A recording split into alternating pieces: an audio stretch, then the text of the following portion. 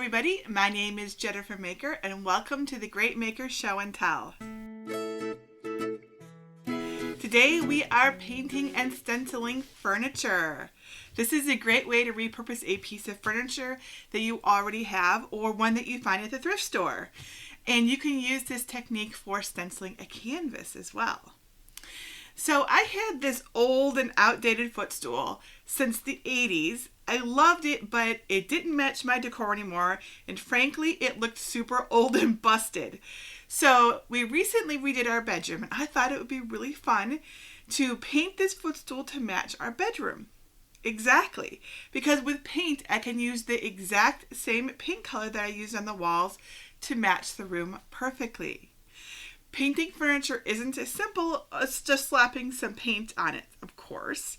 I mean, you could do that. You totally could do that. But no one is going to want to touch it or sit on it. Or and if you did, it'd probably be stiff and rough and it would probably crack on you.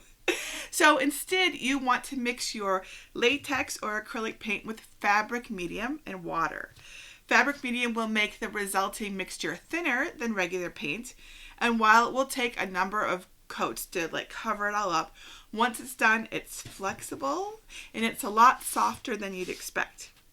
You can just leave your furniture painted, of course, but why not go the extra step and stencil it? I created a sweet design. I cut the stencil on my Cricut and I painted it on the top of my footstool. Just like this. And I will show you the secret to doing that so that the paint doesn't go under the edges of your stencil too. And as always, you're welcome to use my design for your own projects. You may not have a footstool that you want to put it on, but it will look really awesome on a canvas that you put on your wall. Really, I made it. It says home is where the heart is. And you can personalize the center. And you can get this design on my blog at jennifermaker.com. So let me show you how I painted and stenciled this footstool and brought it back to life. All right, so here is my lovely ottoman, and we're going to mix up our paint.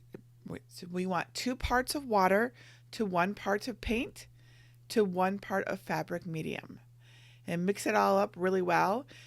The paint and the water won't want to really mix so well, so you'll want to keep mixing it as you go. I also recommend that you spray down the furniture that you want to paint. The water will help the paint absorb a little bit better and will minimize some of the dripping. Nonetheless, it's still going to make a gigantic mess. So make sure you have something underneath your furniture so that you protect whatever surface you're painting on. And I'm just using a piece of vinyl that I got at the fabric store that I use on my craft table normally, and it was time to replace it. So that's why you see me just looks like I'm painting right on my table. But it's actually a piece of vinyl. So you want to give this a thin coat of paint. Don't go too crazy, right? Because the thicker it is, the more it's going to drip and the longer it's going to take to dry. In between coats, sand it with your sandpaper. This is going to help keep it smooth and it's going to help the texture. So it's going to be softer to the touch and smoother finish when you're done. And this is my second coat right now. Notice how it's covering my pattern. And I have a pretty pronounced pattern on this footstool, I would say. And by the way, the fabric on this footstool is a chintz, or appears to be, I'm guessing, because I did not have this upholstered initially. So chintz is a pretty dense fabric, so it doesn't really want to absorb quite as well as some other fabrics would. But it is pretty smooth on the other hand, so we know pros and cons. Now you'll notice that I've placed cups under the flaps on my footstool, and that's because I noticed that as the paint was drying, that it was kind of sticking to itself, like where there's a little bit of fabric right there. And also elevating those sides there was helping it not just drip off right on the side. So if you are doing some furniture like this is a good tip. That was 4 coats, and then I sand the whole thing one more time. So here we go. Make sure it's dry. Once it's dry, measure it and then determine the size of your stencil. Whatever it is that you want to do. I'm going to do a nice big stencil on top here. And now I'm going to use my Cricut to cut my stencil.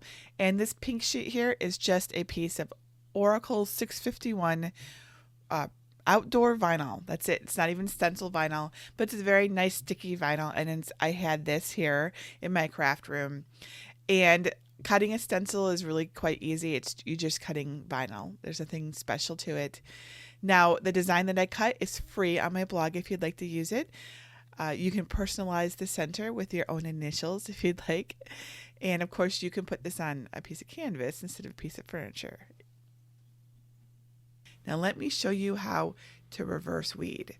So to reverse weed means to remove the parts that normally you would want to keep on your vinyl, right? So if I were just applying this vinyl decal, I would take it off something like this, right? As I'm doing right now. And you would just be left with that design. But instead, we're going to take off all the other parts. So all the letters and all the other elements of the design so that we are creating a stencil that we're going to paint on top of, and it's going to leave the design on our furniture. And of course, you can use this technique on anything that you want to paint, right? So you could totally do this on a piece of canvas. And if you do this, I recommend that you paint the canvas. Just, you don't have to use fabric medium for your canvas, but paint it and then apply the stencil. And then, of course, I'm going to show you the secret for keeping all the paint on the stencil instead of going under the stencil, which is a big deal when it comes to stenciling, especially something like furniture, because furniture is not a hard, flat surface. This is a soft surface, and it's flexible. And that makes it, makes it a little bit harder. So here is my finished design. So we're going to take a piece of transfer tape, cut it to size.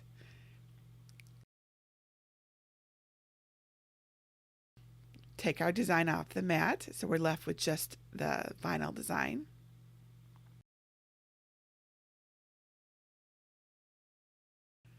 All right, so I've applied the transfer tape to my design. I remove the backing from my vinyl. I'm going to check where the center of my ottoman is. My footstool is again to make sure that I center my stencil on there. And then I'm going to press it down. Now I'm going to use my brayer to do my best to get that to stick, because as you can see, this is not a hard surface that you might have on something else, right? You might want to do your best. You really want to get that to stick really well. And that's why we're using a super sticky vinyl. Remove your transfer tape, making sure that everything stays. Make sure that design is really, really stuck down there. All the edges are good. Now we're going to use the secret ingredient, which is Mod Podge. And I'm using matte Mod Podge. And we're just going to put this all over the empty areas of this design. And it goes on white, but it dries clear. So don't worry about that. So I'm using a foam brush. I'll be using a foam brush the entire time for this process. And the idea with a Mod Podge is that it creates a layer between the stencil and your fabric, so that when it dries and then you apply your paint, there's a barrier and it can't seep under there. So the Mod Podge seeps a little bit. It's clear. It will dry clear. You will never see it. But it prevents the paint from seeping under there. So now I'm going to tape down the sides of my stencil just to make sure I don't get any paint. And now I'm going to use just a regular acrylic white paint, nothing special. And we're going to dab just enough paint to fill in these empty areas on our design. Now I'm just dabbing the brush onto the stencil in a vertical motion, right? So up and down mostly. And you could, of course, use a stencil brush instead. The foam brush seemed to work just fine for this. It's the Mod Podge makes a huge difference. If you saw my hot mess canvas video, we talked about brushes, but using the Mod Podge really, really, really makes a huge difference here. And I would recommend, if you're having any issues with your hot mess canvas, that you use Mod Podge, because it's great. So I went back over and I did a second coat just to make sure to fill it in. Now wasn't going for a totally white look. I wanted it to look a little bit rustic. This is, after all, a piece of reclaimed furniture, so I didn't need it to be perfect or anything.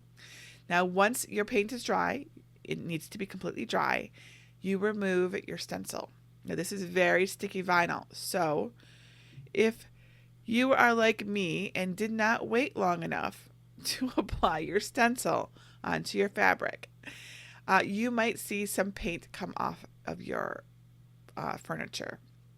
So you can see there's some little bits here and there where the stencil's actually pulling up the paint.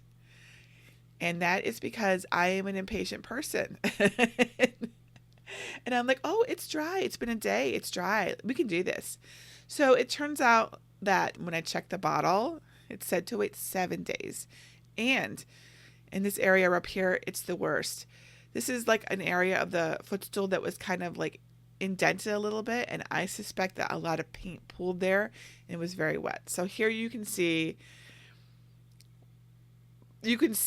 where it worked really well and where it didn't. And it's mostly confined to one section. And again, I think that there was a heavy amount of paint there and it just hadn't dried yet. And if I had just been a little bit more patient, I wouldn't have had this issue. However, the good news is that if we look at it up close, we can see what an amazing job the Mod Podge did. I mean, look at those clear, crisp lines. I mean, it is perfect. I am so impressed with how well coating, because again, this is a flexible surface, right? This is just padding under this area of the footstool here. And that Mod Podge created a very, very clear line on all of my stencils, on all of my paint. I'm very impressed with it. So thankfully, I was able to go back in and touch it up with a brush. So those areas that where I pulled off the paint, I was able to fix. So no big deal. And this is what it looks like today. And it sits in our bedroom and it's amazing. I love this. It is so pretty and it matches the walls perfectly. Why? Because it's exactly the same paint. So I am super, super happy with how this footstool turned out. I mean, look at how amazing it looks in our bedroom now. I love this. We can put our feet up, we can put a tray on it and keep things on it. Of course, the biggest mistake I made with this project was not waiting long enough between painting it and stenciling it. I waited 1 day, not the 7 days that was listed on the back of the fabric medium bottle. I'm a little bit impatient sometimes. I've learned my lesson because, when I pulled the stencil off, some of the paint came off. I was able to fix it. Nonetheless, next time I will wait a while. On the other hand, the Mod Podge performed beautifully. All of my edges are super crisp and clean, and there's no bleed through whatsoever.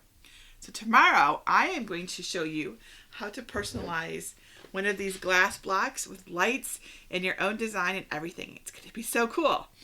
Remember, you can send your ideas to me at jenniferbaker.com/show-and-tell. Your ideas are awesome. Keep them coming. I love them. And remember, if you can tell me what you want to make, I can show you how to make it. Until tomorrow.